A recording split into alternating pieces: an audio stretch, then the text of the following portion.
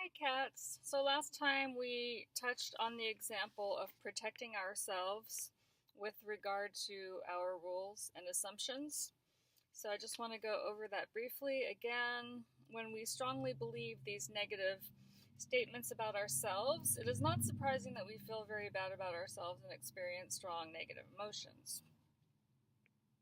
While we were experiencing negative situations and coming to these negative conclusions about ourselves, the human survival instinct was always in operation. So this is something that's been going on since the beginning of humanity, and it's not going to just die out because our civilizations have supposedly gotten more advanced, right?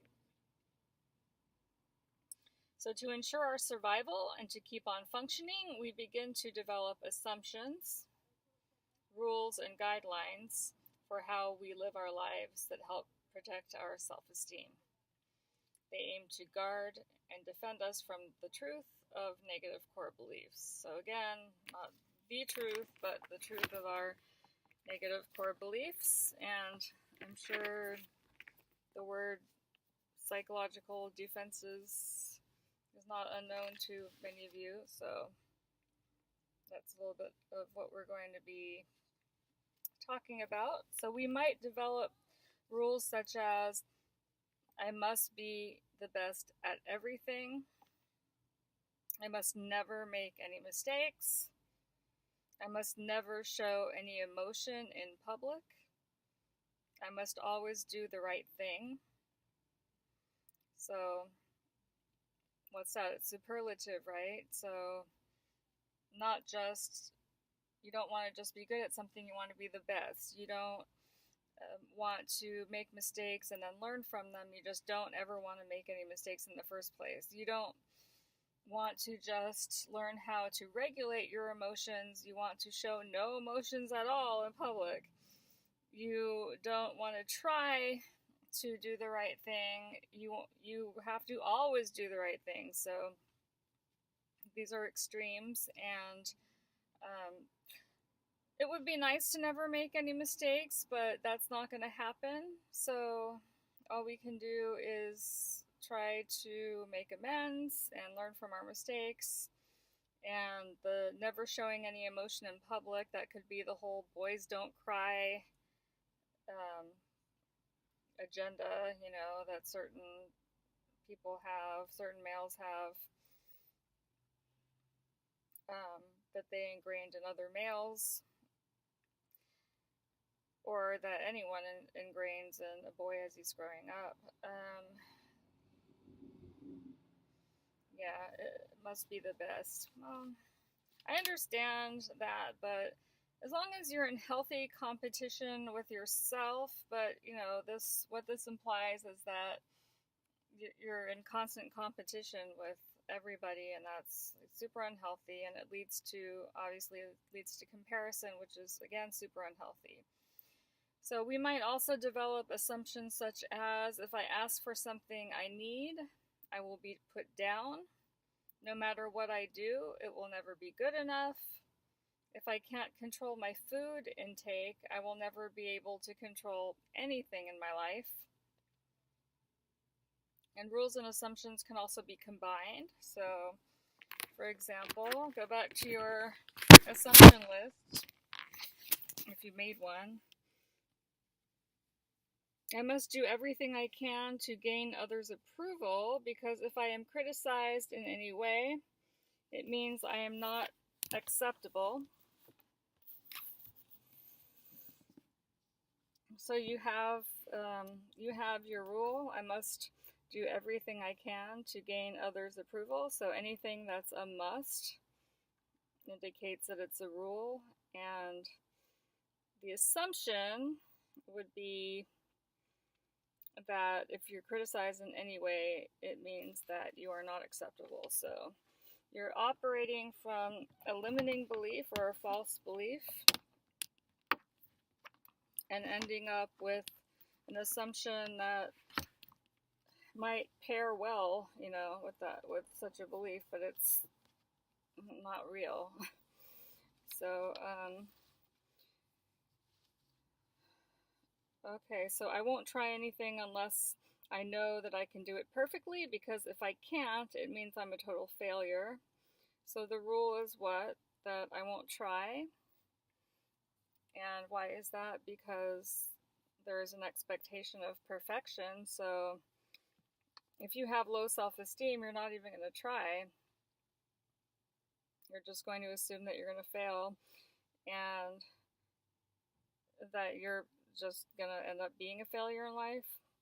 And then I always have to be slim and dress well, or else I will never be accepted. So that goes to the rule. I have to always, okay, so that's the rule. I have to always be slim and dress well, or else I will never be accepted. That is the assumption. Sometimes these things actually do happen, but usually they don't. I would say these are more fears than anything,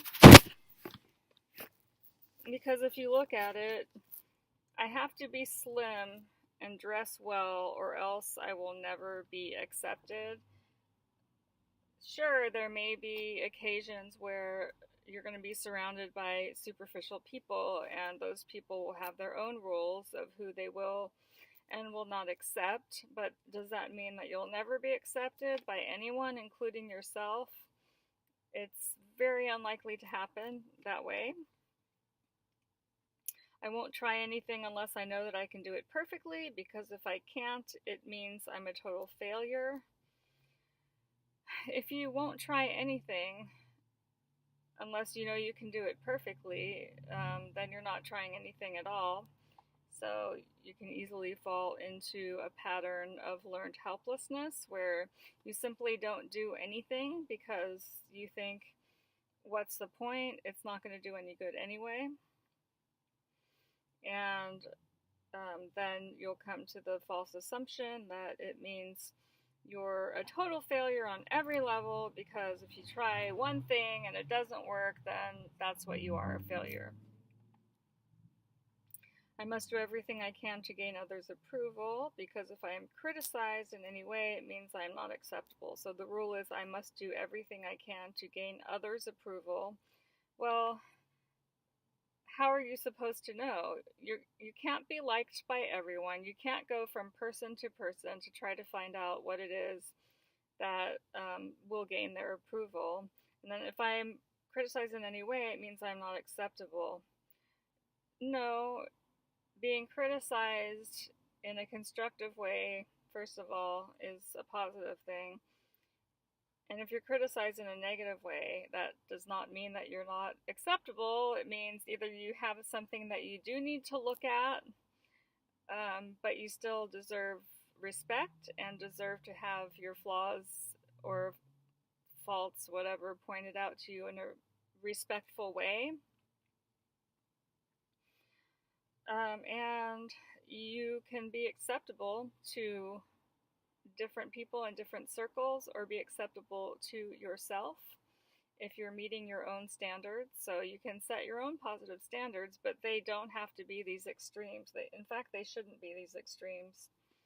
All right, so get your journal out and please write down what sorts of rules and assumptions for living that you might have to help you feel better about yourself. Because remember, these things were formed when we were younger in an attempt to make us feel better about ourselves and to survive in less than ideal social situations that were forming us.